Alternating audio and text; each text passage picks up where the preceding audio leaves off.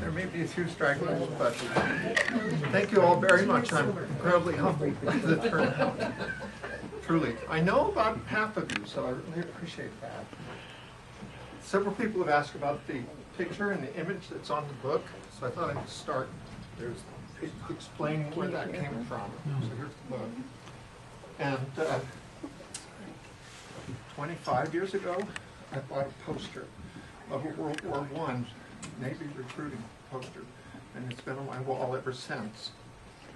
And I just took a photograph of it and made a cover. So, and I think it's perfect. It describes how I felt when I was in the service. So the book is available here. It's $13.95, I think. Bargain. And on average, I think you should know I'm not doing this to make money. On average, I've made 50 cents a book. So it's not about money. It's about getting a message out to the world. Before I start, I need to thank Herringbone Books, Brandon, and Leela, for giving me the space. It's our pleasure. It's our pleasure. Yeah, well, I really appreciate it. And I also think I'll introduce the wine master, my husband, Frank. You can remember us by thinking of the Diary of Anne Frank. But if you are going to chat with him, you need to be careful because he's kind of concerned about his pronouns. It's a big deal lately. So his pronouns are fee, fi, fo, and fum. Okay. You know, they say start with your joke, right? So, I'm probably going to talk for a few minutes about why I wrote the book. Then I'm going to go through the book briefly, and then I'm going to throw it open to questions. And I hope you'll feel free to ask probing questions, because the whole point of doing this is to educate and help people get a positive impression of something that maybe they have not encountered before. So, that's me. I got this neat little button. Now, I covered this part with this. Is that It'll be fine. No problem. So, I transitioned my gender more than 26 years ago. And for 22 of those years, I never used the prefix trans. I think of myself as a woman. I was a woman in society. I was a woman at Intel Corporation where I worked. And I discovered that I liked men and started dating and ultimately found this wonderful man through my sister. That's him. That's Fee. And we've been married almost 20 years now. And we've lived in Redmond a little more than 12. I was a city councilor, chair of the planning commission, chair of budget committee. I've been something in the city ever since I lived here. I ran for mayor, and some of you may have voted for me, but, oh, hello, welcome. There are a couple seats right up front if you're not shy about being here, right up front, some good friends. And Frank gave me this statement in red. It's easy to fear what you don't understand. And a lot of elements of our political scene are playing on that, fear-mongering, putting out bad information, sharing bad information about LGBT and trans people in particular.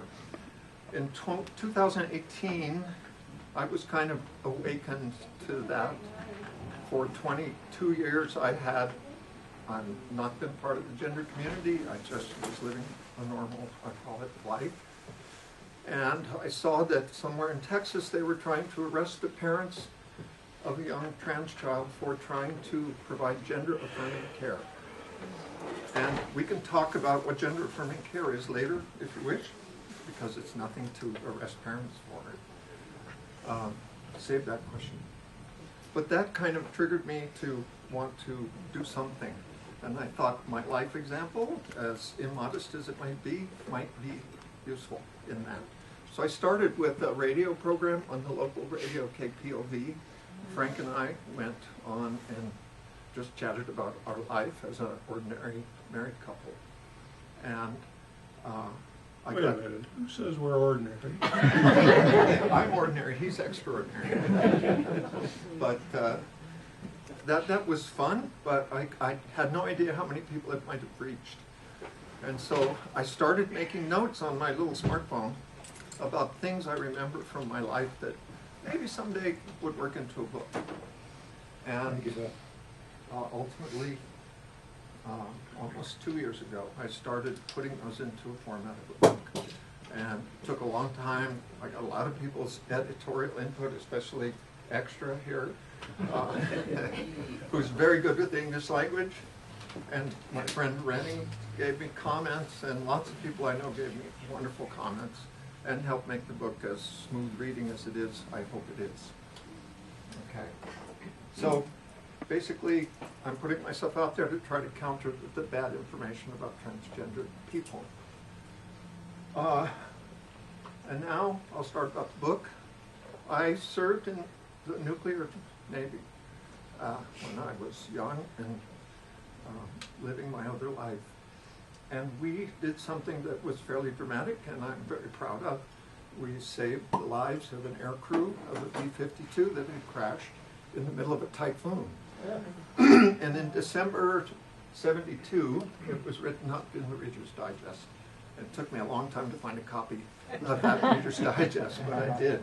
And it reeks of mold. But a lot of the editorial feedback I got said start with something dramatic, catch their interest so they'll be interested in reading all the rest of it. So that's why I opened with that. I hope you'll find it interesting. It's probably the thing I'm most proudest of in my service career. So my parents married right at the end of the war. My mother was a professional woman. She was the director of nursing at Rogue Valley Memorial Hospital in Medford. And my first memories of her and her starched whites and leading all these groups of people. She's a very powerful woman. And my dad was a controlling religious bigot and very much did not like to see, I have an older brother who's passed now, but did not like the way we were growing up. Independent, liberal-minded. My mother, the first word she ever taught me was egalitarian. My mother was before her time, and I miss her. She passed away before I could talk to her about the real me, and I'm sorry for that personally. I was born a fraternal twin at 51 March, and I have written in the book the potential that some of the brain-forming hormones of my sister made their way across the placenta into me. My sister she's not butch, but she's not the most girly girl either. And also, we both weighed 7.5 pounds. My mother carried a lot of baby. And in 1951, and she was a professional nurse, it occurred to me, and I didn't have a chance ever to ask her, that she was treated with diethylstilbestrol, DES. Some of you, I see your heads are nodding. That was common to help women carry babies to term. It's a synthetic female hormone. And it has a bad effect on female children, and my sister has this issue. But I couldn't find any studies about what it might do to young biologic males. And of course I am a biologic male. I never denied that. Sex and gender are two very different things, and I hope maybe there'll be some questions about that, but hopefully that's not a question in this group anymore. Gender grooming begins, I call it grooming, quite deliberately. Pink and blue blankets, last names that end with a consonant or a vowel. Debbie and Carl, or men's names end with a consonant, women's with a cutesy diminutive. And as to my earliest memories, I envied the way my sister was being groomed, was being taught. She wore longer hair, she got to wear Mary Janes, I had to wear these stupid, shoes, those tennis shoes, white t-shirts, and she got frilly lace and ribbons, and she was treated very differently than I write about these things. It's just some examples I'm sharing. If she fell down and hurt herself, she was comforted, no, you poor baby. And if I fell down and hurt myself, it was get up. be strong. And that's how we train our gender roles into our kids. And my parents tried very hard to do that. When I tried to express a desire to be treated like my sister, I was told no, and told that's not for boys. And at one point my dad, I asked to have my hair long like my sister, and my dad jerked me out into the garage and buzzed my hair off with a shaver. And so I learned, and of course in 1950s and 60s when I was being raised, there were no words, there was nothing, no support. People didn't know the word transgender or gender dysphoria. If I had offered myself up in serious intent to live as a woman in those days, as a girl, they'd put me in a mental hospital. And who knows what, electroshock therapy or chemicals, who knows. So I learned that I had to absorb the male role model. But I spent my whole life up until I was 46 envying the women in my life. Quite literally, I was a heterosexual male. Testosterone is a powerful drug. But when I looked at a woman, the first thing I thought was, I wish I could have breasts like that. Sorry. So, I did grow up, of course. I went through puberty. Unfortunately, part of gender affirming care is puberty suppression, puberty blocking. If it had been available, I would look and sound very different and probably be very much happier, which is one of the reasons why gender affirming care is so good. They were, in 1969, I saw that I was, late 68, I saw that I was going to be drafted in the lottery system that was present at the time for the Army, and I did not want to carry a rifle in Vietnam. So I enlisted in the service. I wanted to have a successful life. My mother put this message in me very strongly. I'm very glad she did. So I enlisted in the nuclear power program, a 6-year enlistment. And they sent me to a 1.5 years of schooling, nuclear power, physics, chemistry, calculus, all sorts of things that I had never studied. I did well, and eventually ended up at a prototype. After you do the schoolwork, you go to a landlocked submarine. This is a 33 feet in diameter metal floating ketchup bottle. It was out at Arco, Idaho, near Pocatello.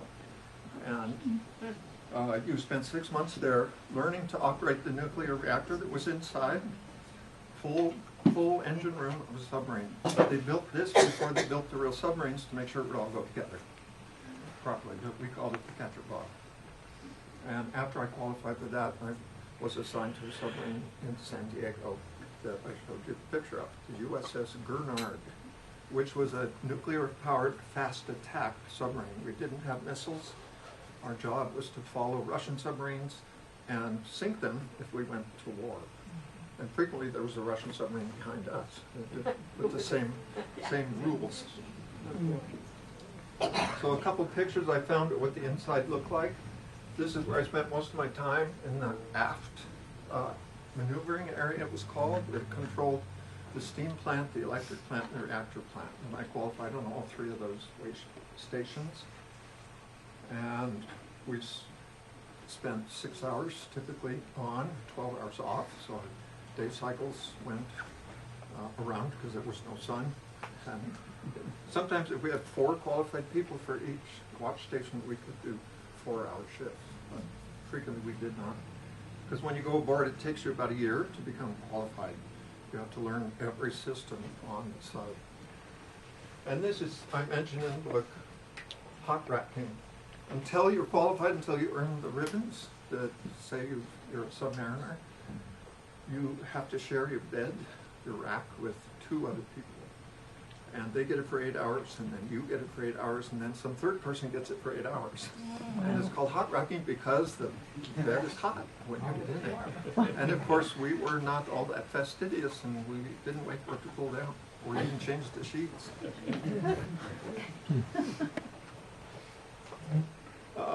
I served 5 years. This is submarine dolphins. This is Vietnam service. And I'll explain that. After 3 years underwater, a 1.5 years in school, I applied to go shore duty and teach, and I was allowed to do that if I enlisted for 4 more years. So I enlisted for 10 by that point. They sent me to Connecticut, Windsor Locks, where there was another submarine, landlocked submarine prototype. And I started to learn that. But about 2 weeks, 3 weeks into my duty, I looked at the newspaper. That was the only thing we had. We didn't have any kind of internet or other kind of news. So I read the paper that a local hospital had done a sex change surgery. And I went, oh my God, you can do that. And I leaped in my car and I drove up to that hospital that was in Boston. And I found the clinic and I knocked on the door and I said, I'm next. And they looked at me and they said, yeah, I don't know. Because I was the picture of male, physique. And they gave me some therapy, thankfully. First time I'd ever talked to someone about what was going on in my life inside. And that was quite wonderful, but ultimately they said, go away, make lemonade out of the lemon you think life gave you. Can I ask you a question? Yes. How old were you at that time? Oh, I would have been 23. And so I left those offices and I walked into my executive officer's office and I said, sir, I would like to have some therapy from a Navy psychiatrist. And he looked at me and said, well, that might be possible, but I'd have to know why. And I said, well, it's awful personal, sir. He said, sorry, I need to know why. And I was trapped in his office and I told him why. And he said, okay, I'll have to make a few phone calls. Why don't you sit on the bench out front there while I do that, and I'll get back to you. 2 shore patrolmen showed up, grabbed my badge, and frog marched me off the base. And that was after 5 years, roughly, in the service. And I waited a very upset couple of weeks, and I got a letter that said, show up for your dishonorable discharge to Groton, Connecticut. Are you kidding? No, they made all sorts of inferences from the question I had asked. And I had to write a letter back. It was my only option. So I wrote back. I said, I have not violated anything in the UCMJ. I'm not a Vietnam vet. I served my country honorably. You're going to destroy my life if you do this. And thankfully they relented. They wrote back and said, okay, show up for your honorable discharge. Oh. Thank goodness. So I'm going through the discharge process, turning in stuff, and I go to the finance window, and the guy starts counting out $100 bills. $7,400 in April of 1974 was a fortune, and because they had discharged me early, not my fault, they paid the re-enlistment bonus for the extra 4 years, which allowed me to go to college and just was a wonderful thing. So in some ways, it worked out well. You've probably seen me in Veterans Parades. I march proudly with the VFW. Both Frank and I, Extra and I, are in the VFW and volunteer to support that group. And I'm proud of my service. And they looked at me sideways when I said I'm a Vietnam vet, and they made me prove it. But otherwise, they've been a wonderful organization to me. With that money, I went back to school in my hometown at the time where I enlisted at Santa Cruz, California. And I went to the junior college and then the local University of Santa Cruz, UC Santa Cruz. And graduated from there makes you a banana slug. So don't pour salt on me because it has a bad effect. Yeah, it's Sluggo is the mascot.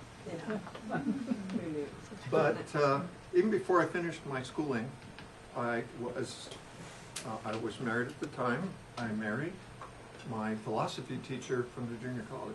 Sure. I fell in love, I'm sorry. And I write about this. I write about love also in the book. And why did they bring that up, Frank? I give up. Okay. I give up here too. Yeah, okay. Anyway, I got hired before I even graduated. Her father ran a facilities group, and he hired me to be a junior college. He hired me to be an electrician, And then he introduced me to the company, Robert Shaw, that makes HVAC equipment, puts temperature controls in commercial buildings, and big commercial buildings, high rises in San Francisco. They hired me the day I graduated as an industrial engineer, but it depended on what I knew from the Navy, not from college at all. So the four-year degree was just, check a box. Pneumatics, at the time, it was all air-operated controls, just like electric controls. Absolutely. Positive pressure over here, low pressure over there. Positive voltage here, low voltage there. So I adapted to it right away and started a career as an engineer without an engineer's degree.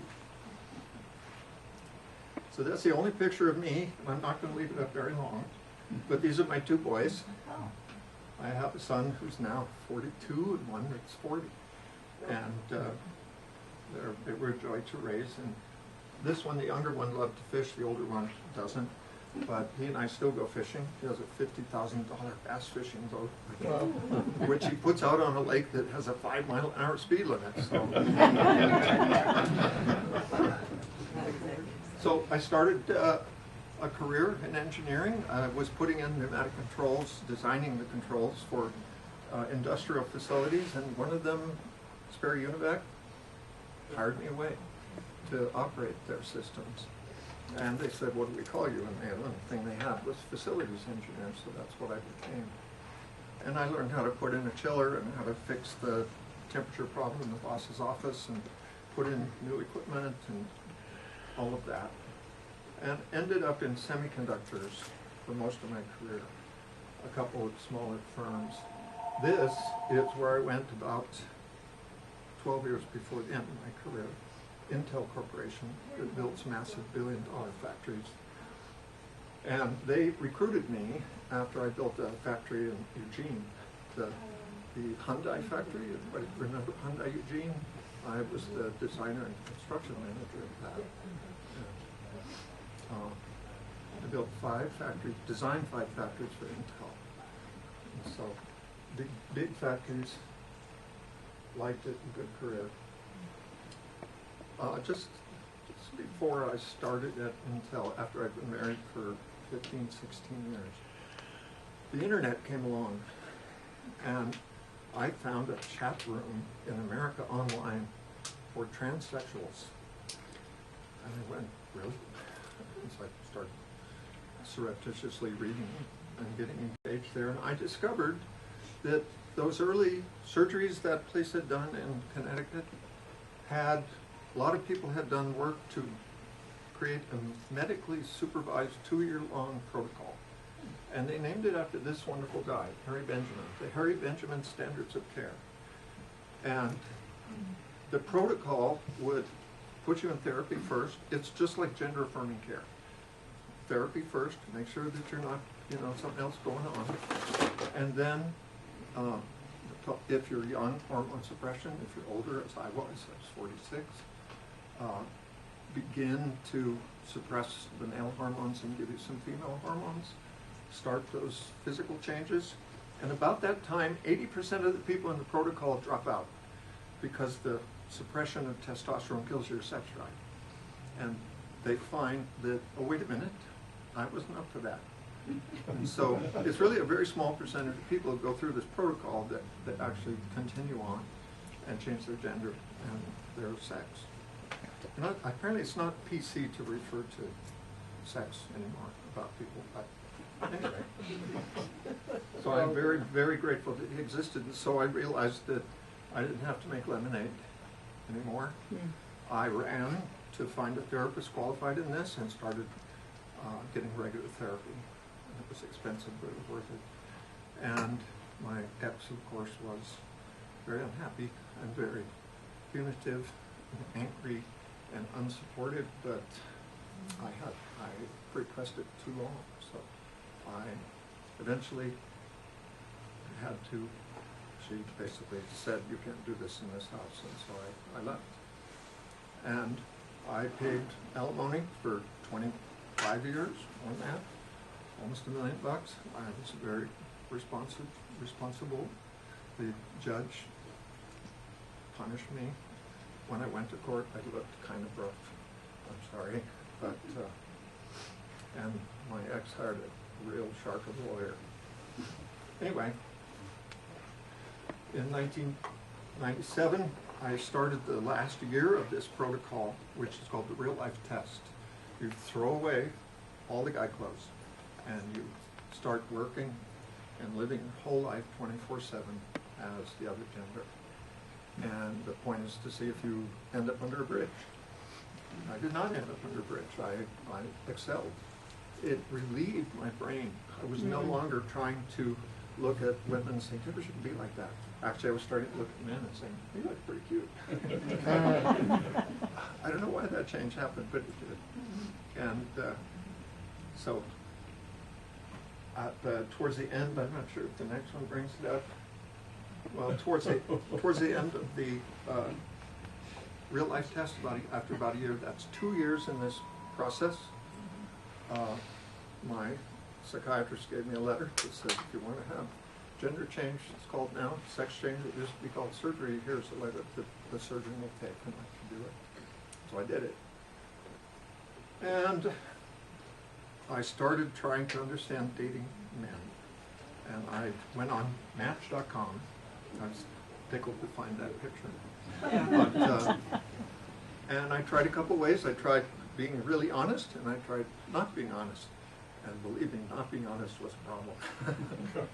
And a guy almost turned the table over in the restaurant when I finally acknowledged my background.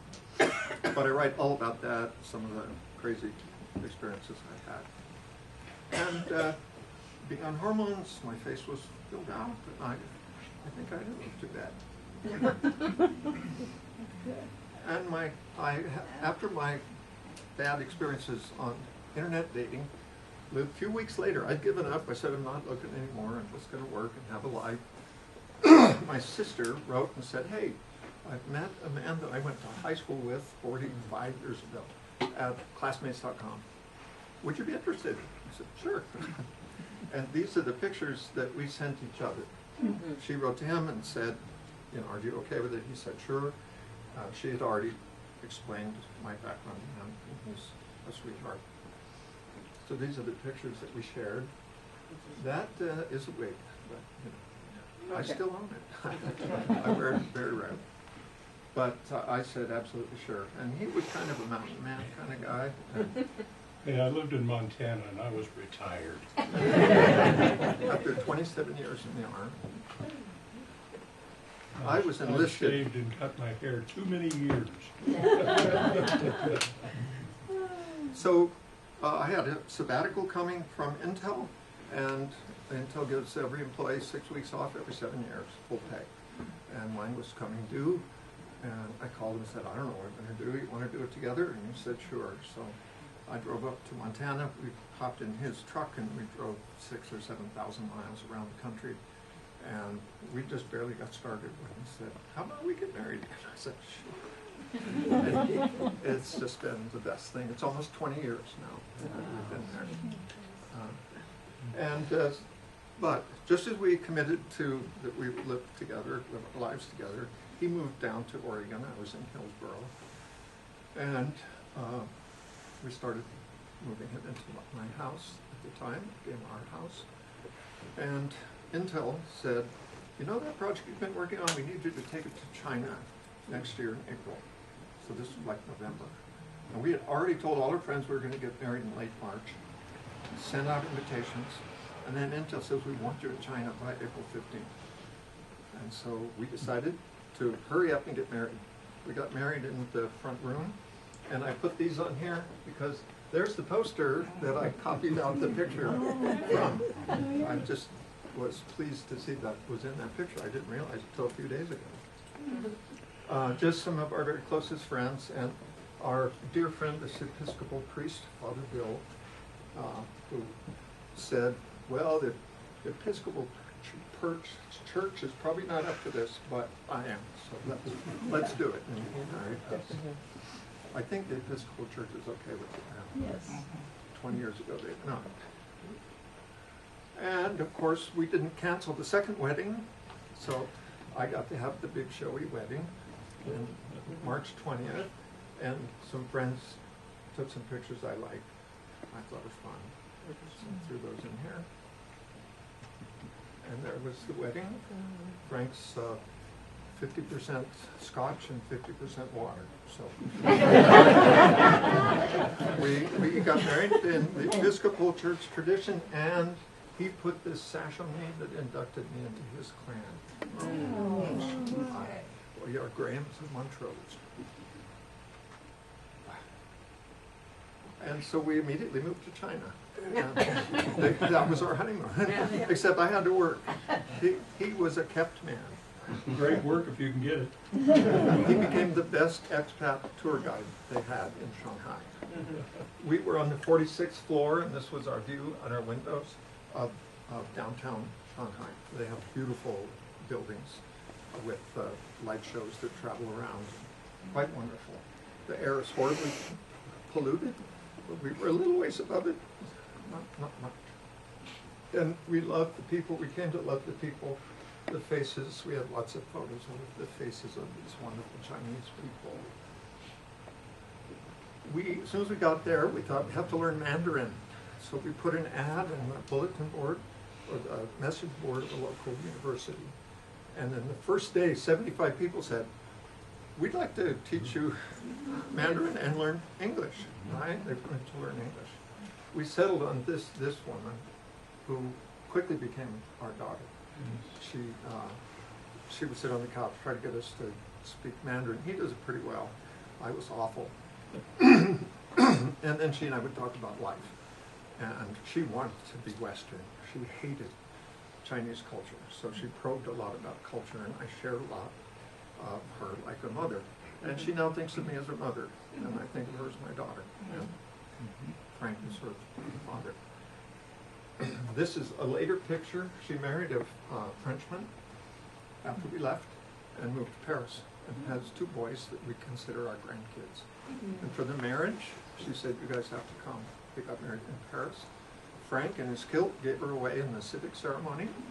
I gave her away in the Catholic Church ceremony. So we acted in loco parentis for her.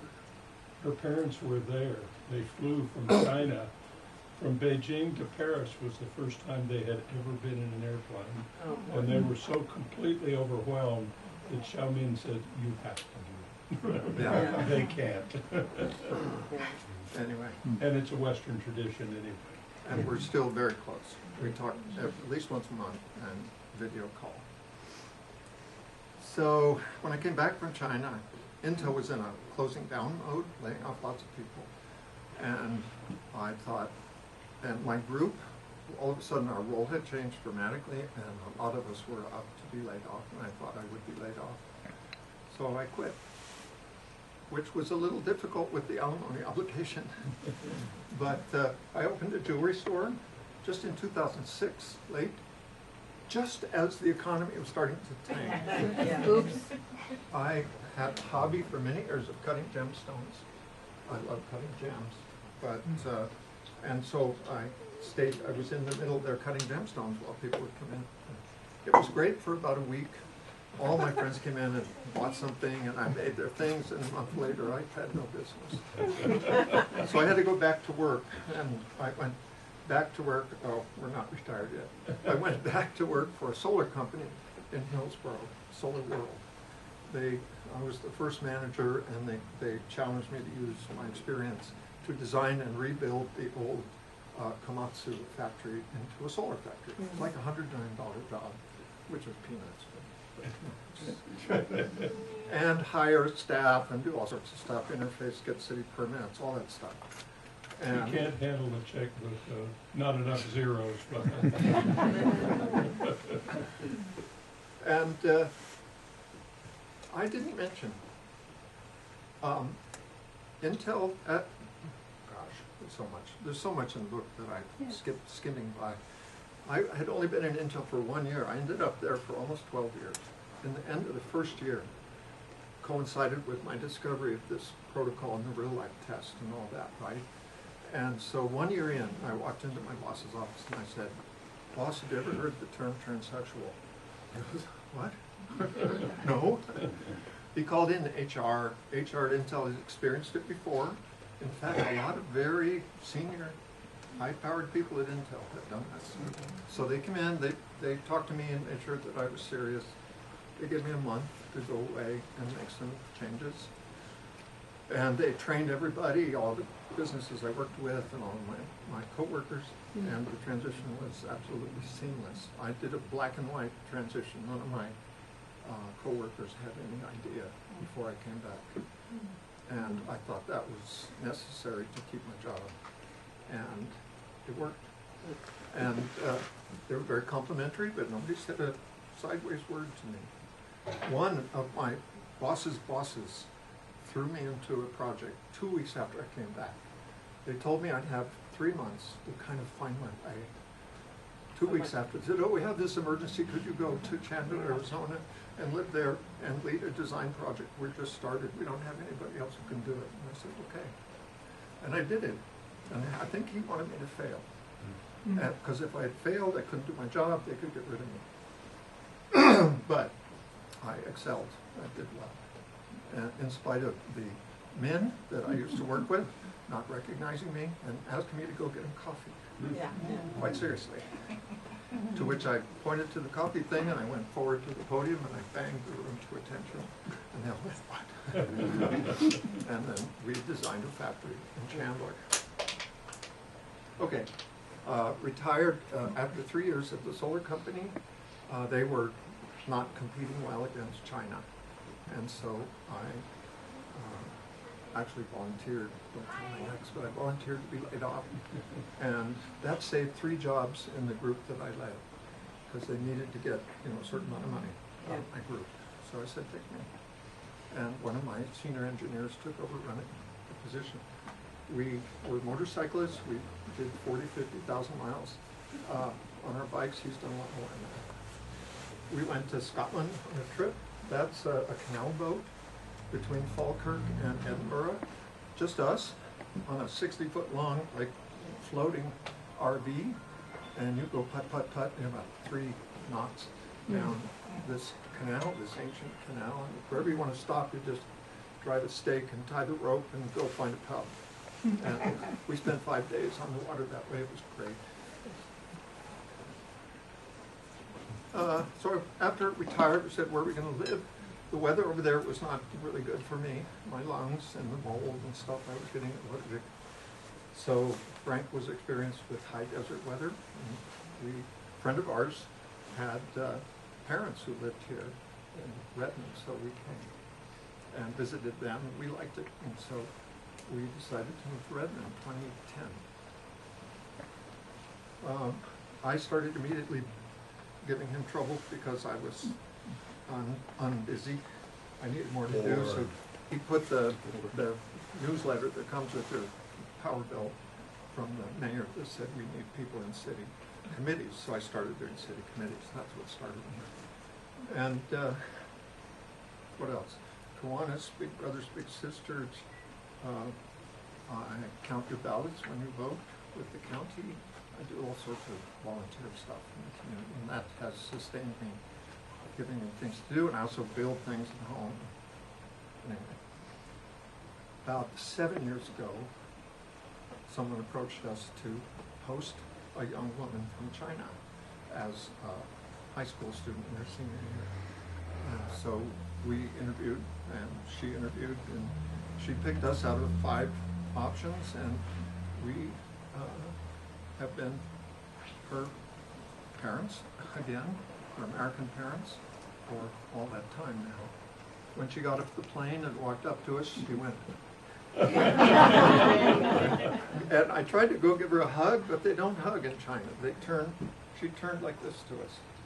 And we've trained her out of that. She loves hugs now. But she lived with us for the senior year, and we found her a great undergraduate program in Ohio that gave her a nice scholarship. She aced it. She's Phi Beta Kappa, summa cum laude, all that stuff. She's just graduated from that, and finally, after 4 years, got to go back home. So she's home. She's trying to get a visa to come back for a doctoral program, and she'll come back through here. A lot of people here know her in Diego's and all sorts of places. She was admitted to Vanderbilt. Yeah, she's going to economics, PhD. amazing, wonderful, hardworking, loving young girl. Her name's Hannah.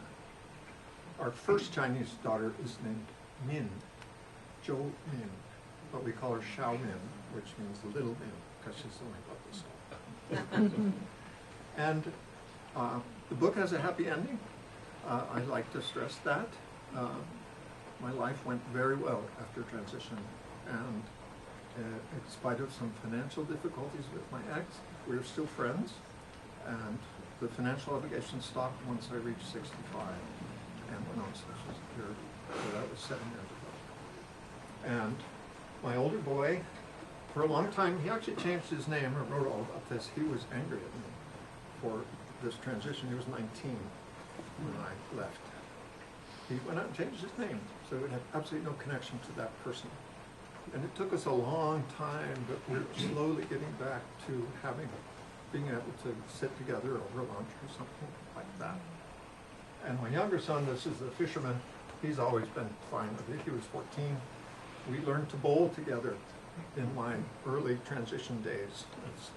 And he's been kind of the rock that cemented me to the fact that I could be loved and would work well. So I feel very strongly for the second boy.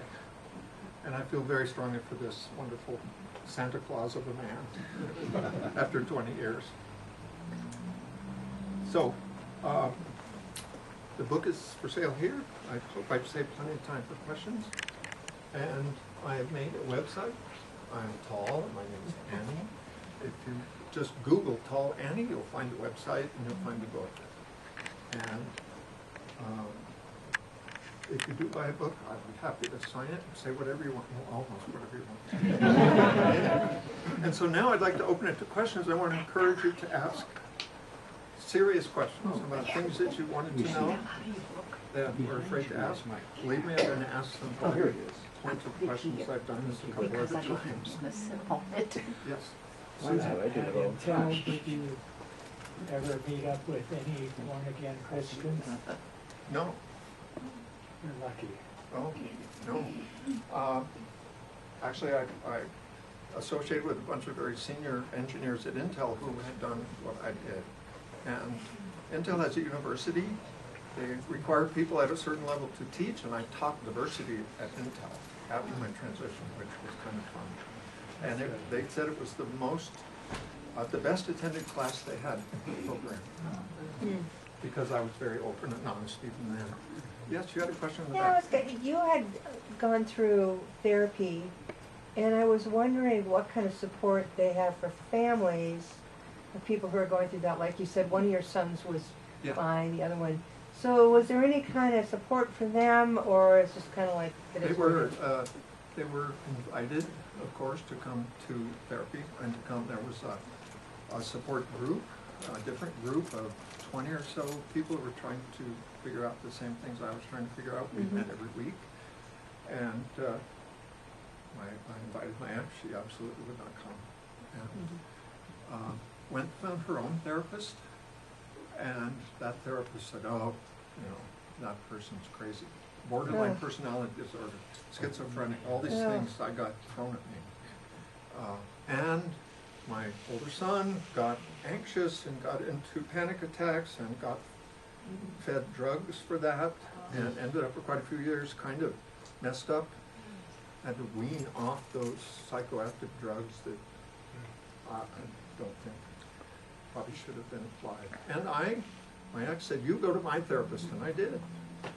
I was trying to do everything I could, but the person absolutely was hard over that you're just a cross-dresser and you should accept it. I didn't believe in gender issues. There's a term, well, maybe I'll just ask more questions. Come on. What's the term? So let me answer this question, then I'll remind you. Yes, Fran. Yeah, did you have a question? Yeah, when I read the book, the first thing you say is, "I am not an activist." Yes. And to me, the fact that you wrote the book makes you an activist, and I am so glad you did, because I think we need that now. Well, thank you. Yes, we me too. have to have it That's Well, why I'm here. we're gonna lose a lot of kids. Yes, I agree. But for 22 years, I was not an activist. I never marched in pride parades. I didn't do any of that stuff. I was not connected to the gender community. I'm still not. I've gone to a couple of PFLAG meetings. They asked me to present the book very kindly. But, I live in what I call normal society. And frankly, for every transgender person you recognize or have seen on TV or something, there's 10,000 who are like me. For Yeah. me in that first 22 years, just they made their transition, they got happy, they went on and lived a normal life in that family. And I know quite a few of those. And those 20 people I went through the support group with, all of us went straight back into the society we came from. Engineers, doctors, lawyers. We didn't stay in touch. It wasn't community. Oh boy, I've got some friends who are like me. We have friends. Look at all my friends from the regular world. And that's what I hope people will understand, that the vast majority of transgender people are not these cases that are so difficult maybe to understand. Most of them are just living perfectly happy lives. Okay, the term, gender dysphoria. Okay. Gender dysphoria is defined as a time when your desire to live in the other gender interferes with your life so much that you can't function. So that hit me after the discovery of the internet, the transgender site. I had been suppressing for many years, and I got to the point where I couldn't suppress very well anymore. And that, of course, terrified my ex. I did some things that are on the verge of self-harm, trying to change myself, not knowing how you change yourself. And luckily, learned about Harry Benjamin's standards of care and went and found a psychiatrist. And that helped. That made me able to stay at work. And I write about that, all of that. So, yes. I'm wondering, the surgeries sound costly, and I imagine they're not covered by insurance. Is that a problem for people who aren't in high-paying jobs like you? Yes, although I believe the Oregon Health Program now will cover it. So, yes, just recently. Back then, of course, nobody would cover it. And back then, it would have cost me $70,000 to have the revision done. But my therapist said, well, there are people in other countries, and suggested I look up a doctor in Bangkok, Thailand, who charged $7,000, and that I could afford. And the procedure, that doctor was trained in the U.S. and done thousands of people, and did, of course, a very, very good job. So that's how you went around with the cost. Yes. Well, isn't gender dysphoria a ICD-9 codable medical code? I mean, isn't it a covered illness now is what I'm trying to say? I actually don't know. Yeah, I think it is, and Okay. so they do have to pre-authorize it, but I think insurance companies will Yeah. cover it. I can imagine that they would require that a therapist say, you have this condition before the health plan would cover the surgery for you. And there's gonna be the process sort of similar to, the counseling and Yeah. all of that, and Oh, okay, gender affirming care. I just did this for somebody online, a couple of an old friend from Intel, and I reconnected, and he was saying, I don't know if I'm okay with gender affirming care. So I wrote to him about it, and I'd like to explain it. Don't do surgery before you're 18. The hormone suppression, if they decide that you can do that, is maybe from 15 to 18, or maybe a little younger for girls. It's reversible. It's not permanent. It doesn't stunt your growth. And your puberty comes on. If you decide when you're 18 you don't want to do this anymore, you go through normal puberty. And I think if I could have had that, I would be a very different physical specimen. And I went through puberty, and that has affected a lot how I see myself in the mirror, and how my voice is, and a lot of things about me that I wish were not quite the way they are. But of course, I love myself. I'm incredibly happy. I'm going to live the rest of my life with this great fee fi fo fum. And I don't care about those little things anymore, they don't matter. More questions? Yes? I'm curious as to, you mentioned this medication which was used during pregnancy of your mother. Yes, DES. DES. Is that well known? Is it something that is established as a fact? Is it something which is in the universe as being what I would call a factor in how people are born? It's definitely been proven to interfere with the ovaries of female children. And somewhere in the mid-60s, they stopped ever trying to apply it because they learned that. But in 1951, I think they were still using it. I'm just curious about that particular piece of your information. Yeah, if you go on Google, DES babies, go DES babies, you'll probably hit It's interesting. the information. Thank you. Another question? Come on, nobody's asked a really hard one yet. Yes? Uh-oh. I don't know. It's a change of pace. Here we are in a bookstore. Yes. I'm familiar with a book called In One Person by John Irving. I Yes. wonder if there are novels or works of fiction that you feel present well and accurately in important ways the kind of experience you've had in your life. Fictional works? Yeah. No. I know one. Well, I think we have a volunteer Transistor here. radio. What is it? Transistor radio. Chris Transistor radio. Bajalian.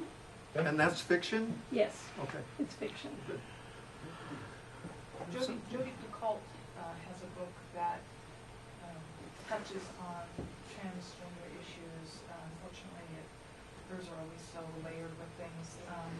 But it definitely did a lot for me reading what was presented in that book. She's co-written with a transgender woman, I believe.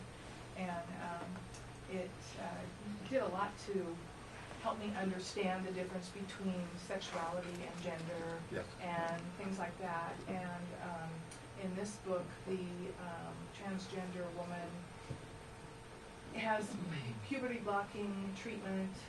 I'm not necessarily using the correct terms. And then has the surgery as a young, mid-teens, like 16 or 17. Years ago? I'm sorry? Years ago? No, I think it's set pretty recently. I guess you could still do that if you went overseas. I don't think an American doctor would do it younger It than was 18. done, in the book it was done in the US. There is an exception if you're born with certain intersex conditions. Yes, they will do it younger than 18. I think there's 200 or 300 of that kind of surgery every year. And sometimes the right wing brings that up and says, oh, it's happening, but it's not. Okay, yes? Annie, how do we know if somebody's intersex? I mean, how can you How tell? do we know what? How can you tell if someone's intersex? It's typically ambiguous genitalia when they're born. But there's also chromosomal signs and genetic signs that will indicate it. And the person, typically the doctor picks them up and slaps the body and says, well, that looks mostly male. And they call you a male, Yeah. you see. And then, but you grow up feeling female. And somewhere in mid growing up, you kind of express that. And hopefully your parents will not just say, stuff it like mine did, and help you. So basically, it's just by viewing, Yes. by just viewing at birth? Well, Yes. Initially. yeah, but a doctor can tell. Usually the kid is very unhappy in some aspect of their life, and things aren't working quite seem like they should be. And typically they have a vagina and a small penis.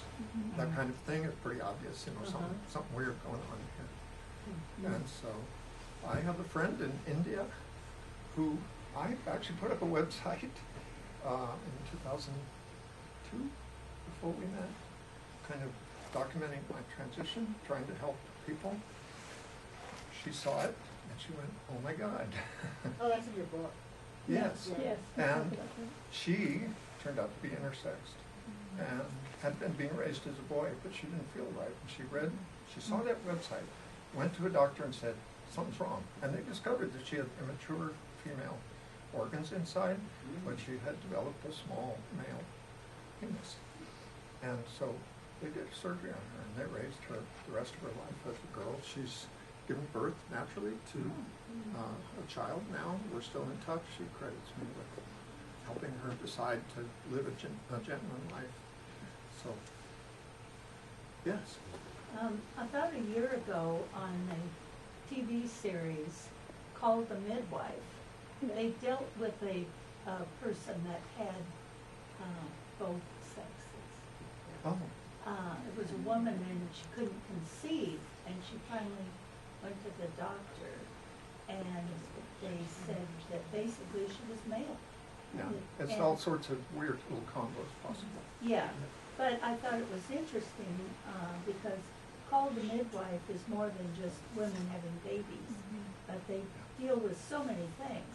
Well, that's interesting. I've never watched the program. It's a British program, isn't it? Yes. Yeah. Well, if there's no more questions, I really appreciate you all showing up. Oh, here's another question. Sorry, I feel like I'm slipping through the door. So have you, as part of the work that you've done, or communication you're doing, have you tried or been invited to talk with people who really, really disagree with you, to have a agree to disagree or even a communicative conversation with them? Well, no, People not directly, Okay. but I think I'm going there. Mm. I got invited to participate as an advisory person to a University of Texas research project and help there. I'm invited next week. I'm going to talk to St. Charles Hospital, a group that is their diversity equity group. And I just went to a function for women in business called Connect W in Bend. They had a big get-together, and SCORE helped me. SCORE has mentors. SCORE helped me create the website, and I asked for help. And it was a group meeting of SCORE and Connect W. I went there and gave out cards and talked to people. And turns out I talked to all the board members, and they wanted me to come back and talk to all those women. And I suspect there's some attitudes there. While I was doing my 5-minute elevator talk with the women at this Connect Women function, a couple times they kind of really went, I don't know. But I just, you know, the way to deal with that is just to ignore it. And that's been the secret to acceptance. And I try to teach when I do talk to people that that's the secret to a successful transition. Just don't let it bother you. I'm I sorry. was just going to comment, that look on their face was probably because they were disappointed because you didn't have horns.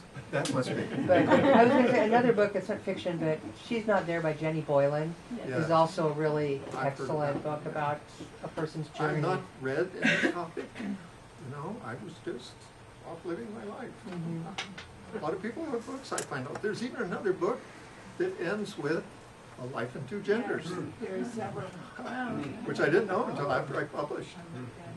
Another book, as long as we're talking about books, is Gender Queer, which is one of the 13 most banned books right I've now. been hoping somebody would ban my book. And it's Brandon, could you get somebody to ban my book? oh, it probably will It'd be be such banned a in marketing help. Florida. My book is in the Prineville Library. It's in the And my book is in the Deschutes County Library.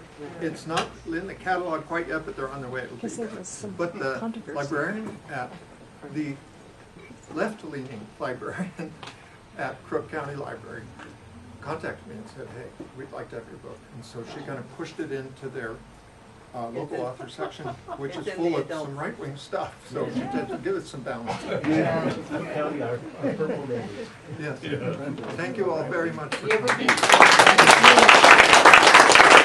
have you ever been contacted by the LDS Church? No. Because I lived for a short period of time in southern Utah. Oh. And the suicide rate amongst young adults, That's horrible. teenagers, older teenagers is terribly high.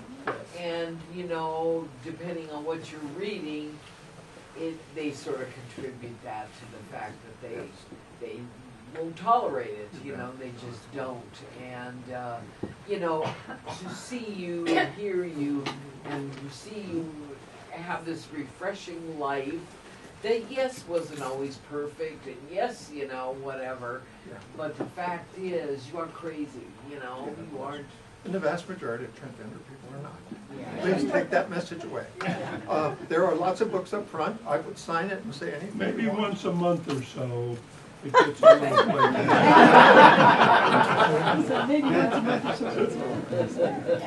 Thank you all. Namaste. Thanks for coming, folks. Thank you.